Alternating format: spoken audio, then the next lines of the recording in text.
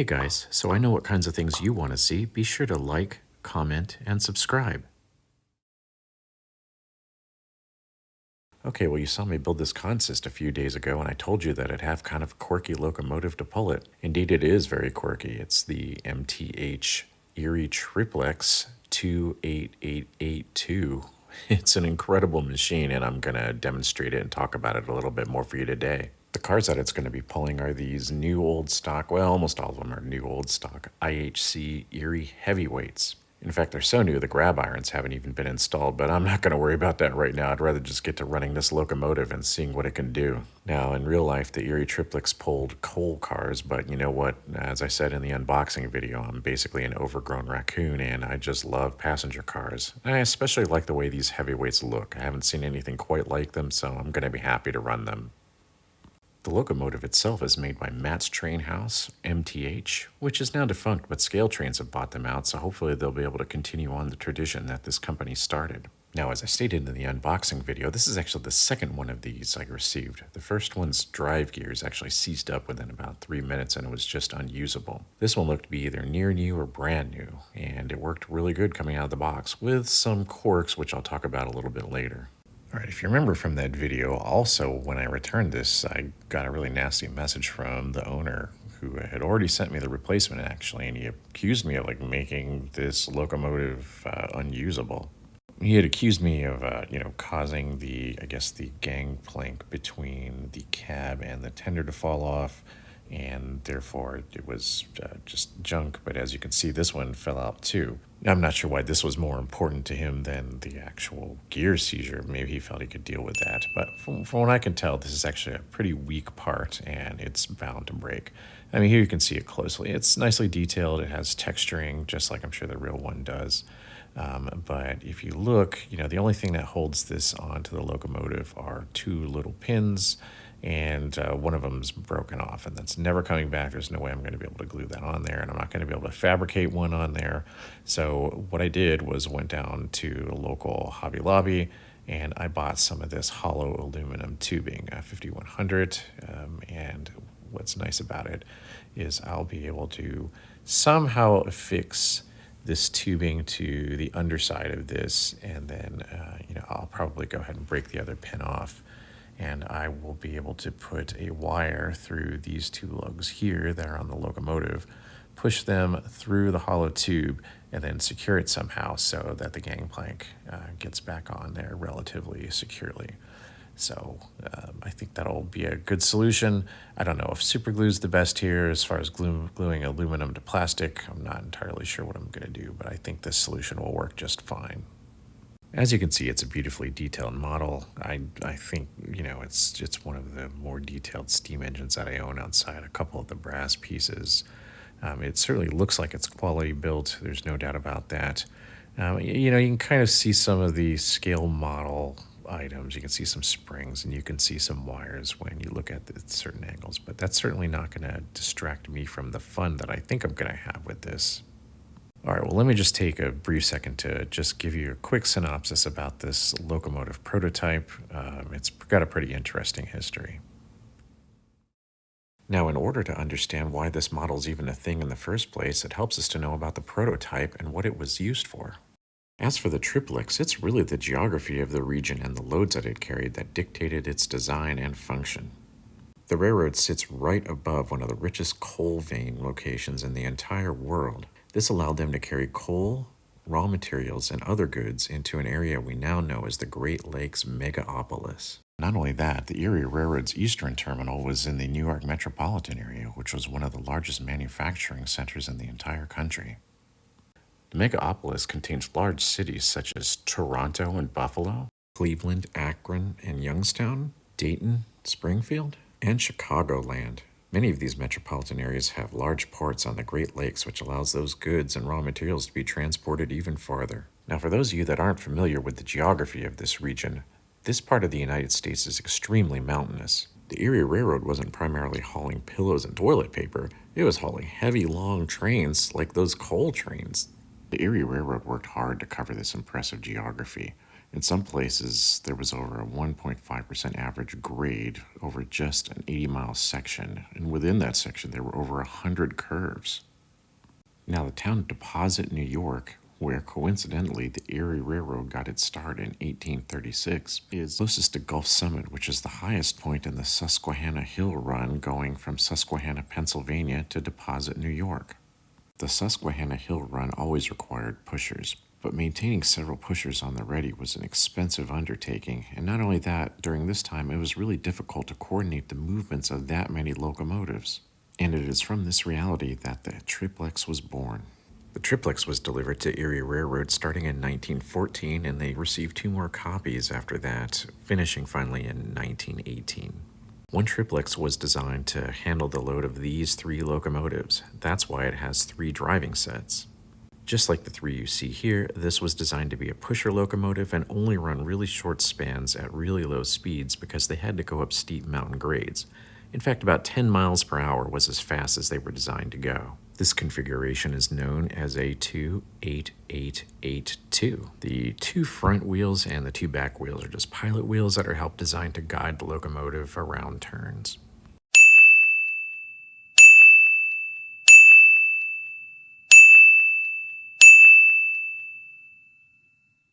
The Erie Railroad wasn't the only railroad that received a triplex. The Virginian Railroad, which actually hauls coal trains over similar terrain, received one as well. Theirs was slightly different in the fact that it had 4 trailing wheels, but other than that, it was the same. Apparently, it was even worse. It actually only made about 5 miles per hour maximum, and the Virginian Railroad decided to ditch it pretty quickly. There's no doubt, though, that the Erie Triplex at low speed was an incredible beast. The Triplex could produce over 160,000 pound-feet of tractive effort. This was the most powerful steam locomotive up to that time, and I'm pretty sure it was the most powerful steam locomotive ever. This wasn't matched by any kind of fuel-burning locomotive until General Electric 6000 series came out in the 1990s. Were the triplexes a success? Well, they must have been at least a little bit, but they didn't last much longer than a decade in service. They were all retired by 1930, and they were all sent for scrap. It seems that they were relatively maintenance heavy, but they seemed to do the job of actually replacing 3 locomotives with 1 and 1 engineer that didn't have to worry about pacing his locomotive along with all the others. Well, let's go ahead and take a look at the model now.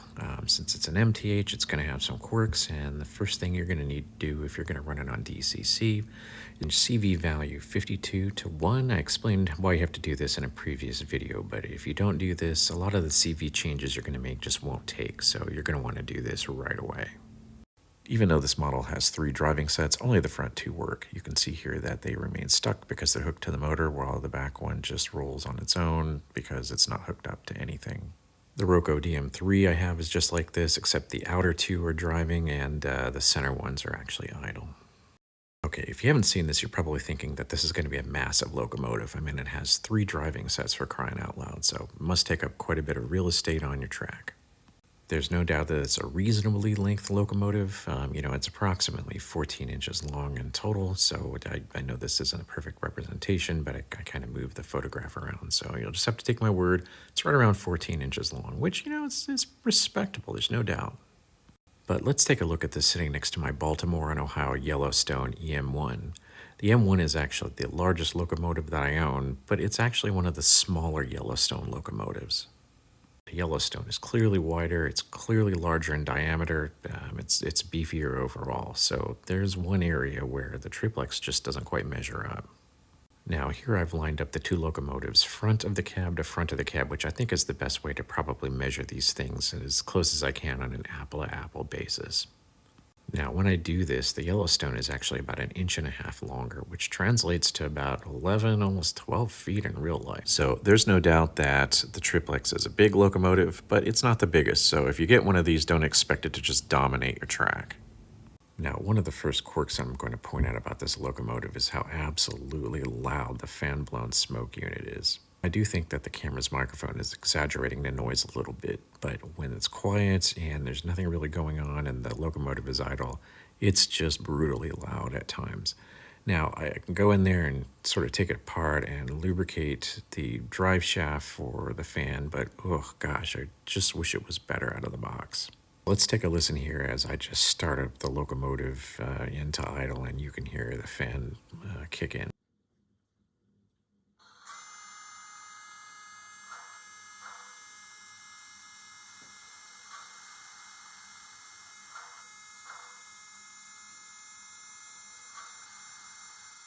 Now, that was pretty obvious, I think. I'm going to have to go in there and, lubricate the fan drive shaft or something like that in order to quiet that down, assuming I can even quiet it down. This seems to be pretty typical for MTH locomotives, so I guess I shouldn't be terribly surprised. Another quirk that's kind of annoying here is the front boilerplate. It sticks out, and I'm just not sure why it's doing that. And when I try to push it back in, it's like there's a spring or something that wants to push it back out, and it turns into this like never-ending tug-of-war, and that's just slightly obnoxious to me. So, those are cosmetic and aesthetic, and I can live with those. But there's one operational quirk of this locomotive that just drove me up the wall, and that is somewhere in the tender there is a short. And you notice it when the locomotive is starting to go through a curve. Right as the tender hits the start of that curve, it just stops dead in its tracks, and I'm just not sure what's causing that. And, I can sit here and I can jostle the tender around, and eventually what'll happen is the locomotive will just stop operating, and it's funny, not even any jostling will bring it back. So I have to go and reset it at the source, reset the entire track, and it'll come back. But, I'm just not sure what's causing it. I'm going to have to take the tender apart, and I'm just simply not looking forward to that at all. Another irritant about this locomotive is its low speed performance. It just doesn't really have any. It just seems to want to go at about a scale 5 miles per hour no matter what to begin with. Here's what makes it even worse, though, is when it starts from a dead stop. It works pretty fine when it's not under load, but when it's under load, it can take quite a while for things to power up. So if you notice here, I'm going to go ahead and start this locomotive under the most minimal. This is just number 1 notch, and it runs pretty well, pretty smooth. It starts off right away, but this is about as slow as I could get it to go. Now, I don't know all the CV values for MTH trains, so that certainly could be part of it. But either way, I kind of wish it ran slower, but it's hard to complain, I suppose. Now, one thing I always do is I always set my CV values so that steam locomotives in particular start off very, very slowly. Now, this is going to sort of go against what MTH wants to happen here. I want the locomotive to take about maybe 20 seconds to get up to full speed, and that's going to present a problem when this locomotive is actually pulling a consist. Works pretty good on its own, but when I set the acceleration CV, which is 3, to a number I like, which is usually about 80 to 100, well, here, I'll show you what happens in a second when this is under load. So now here you can see that the locomotive does go slower, but it just doesn't go as slow as I'd like. I can generally live with that, though, but what's really going to happen here is under load, as I push the throttle up, the locomotive doesn't start to respond until the decoder has sent the motor enough energy to finally break over its stiction that it has. And you're going to see in this first example, I'm going to push the throttle up about 50%, and we're actually going to time how long it takes for this locomotive to get started. And then after that, what we're going to do is we're going to push the throttle up all the way, and we're going to time how long it takes. So let's take a look here.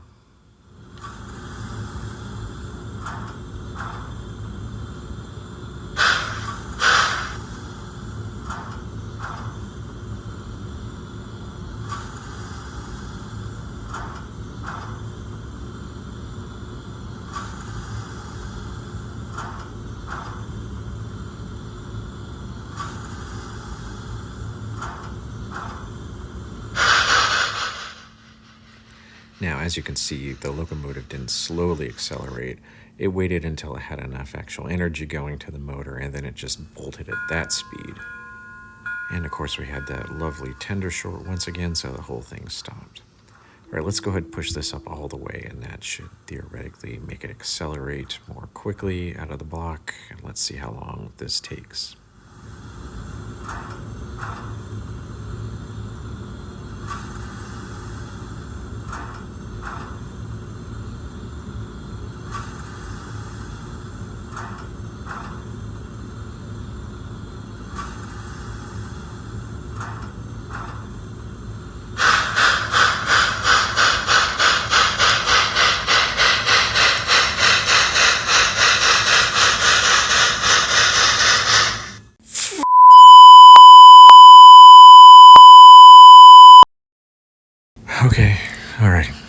it's just a hobby.